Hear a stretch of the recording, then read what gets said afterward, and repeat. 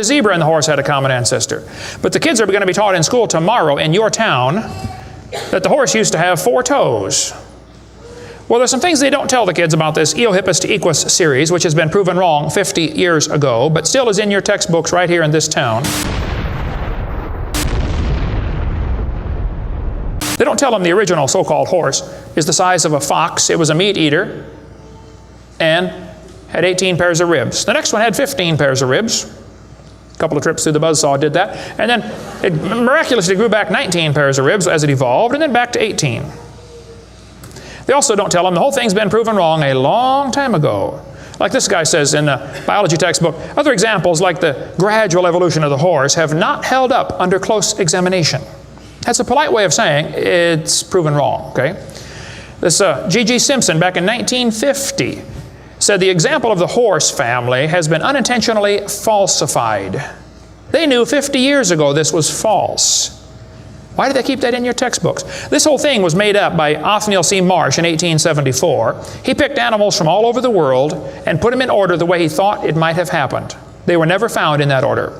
Modern horses are found in the same layers as the so-called ancient Equus or Eohippus horse. They're found in the same layer. So it can't be the ancestor, that's for sure. The ancient horse is nothing but a Hyracotherium, which is still alive today. By the way, the ribs, the toes, the teeth are very different in these animals. In South America, the fossils go exactly backwards.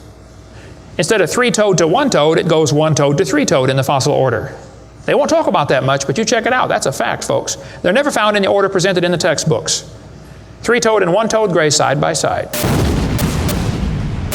Plenty of information on the internet about that. Tulsa Zoo finally took out their display because so many folks complain, why do you have this horse evolution display in the zoo? It's been proven wrong 50 years ago. Take it out. And you folks ought to get together with your school board and say, look, on page whatever it is, 952 of our textbook, it says the horse evolved from a 4-toed ancestor. Let's cut this page out. If you had a page in your textbook teaching the kids the earth was flat, would it be okay to demand that that page be removed? You don't have to buy a whole new book. Just cut the page out. It won't cost the school anything. How many of you would volunteer to help cut the pages out and bring your own scissors? See? It won't cost them a dime. And you send me your book and I'll show you which pages need to be taken out. I've read hundreds of them. I can find them like that. Free of charge. I'll donate my time. Peabody Museum still has the horse evolution on display. As I stood there, I've been there many times. It makes my blood boil every time I walk in that place. I'm standing there looking at this lie proven wrong 50 years ago while hundreds of kids come through in school groups. The kids are never told, well, this has been proven wrong, boys and girls. They asked the folks at the Tulsa Zoo before they took the display down, they said, why don't you take this display down? The zoo director said, we don't have the funding to remove it. I've got all the letters back and forth on that. Man, folks, there's quite a variety of horses today, okay? There's big horses and little horses. I was in Baton Rouge, Louisiana a few months ago. Got to see where they raise the 30-inch tall horses. I mean, my dog's bigger than that. What do you do with a 30-inch horse? Look at it, I guess is about it. And they sell them for $10,000. Sucker born every minute, I guess. But one lady wrote me a letter and said, Mr. Hovind, we crossbreed zebras, ponies, horses, and mules.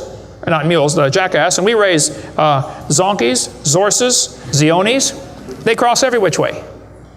Well, that's probably because they're the original same kind. No problem there.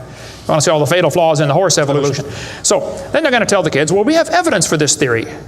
We think that one animal changed to another, and we can show evidence because many animals have similar forelimb structure. This is called the argument from homology.